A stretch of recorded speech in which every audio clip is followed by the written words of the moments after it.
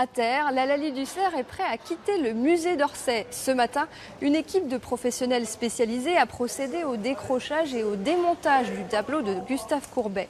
Pas moins de 10 personnes étaient à l'œuvre pour la déplacer.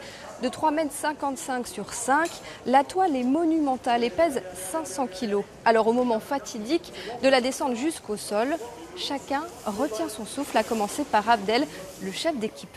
Stop, les gars, stop. De toute façon, c'est la partie délicate quand on bouge le châssis. Parce qu'avec sa longueur, tout ça, on ne sait pas comment le bois va travailler, et même la toile. C'est pour ça qu'il faut toujours être synchronisé. Si le châssis il se casse, et après, c'est la toile qui se déchire. L'Hallali du Cerf devait passer 4 ans ici à Paris. Il sera finalement resté près de 7 ans, le temps pour le musée de Beaux-Arts et d'Archéologie de Besançon de réaliser tous ces travaux de restauration du bâtiment. Peint en 1867, le tableau est le dernier grand format de l'artiste comtois. Il a trouvé sa place dans cet espace aux côtés de l'enterrement à Ornans et de l'atelier du peintre.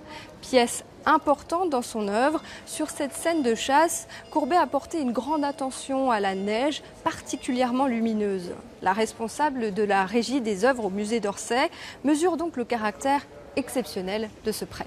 La chance d'avoir pu bénéficier de ce retour temporaire pendant les travaux, c'est de pouvoir présenter en effet au public parisien, à tous nos visiteurs, l'ensemble des grands formats de Courbet qui sont rassemblés dans cette salle et qui n'avaient été rassemblés qu'une fois justement en 2007 à l'occasion de l'exposition Courbet.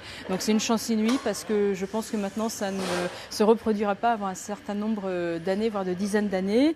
L'Hallali du Cerf sera l'une des premières peintures à réintégrer le nouveau musée des Beaux-Arts de Besançon.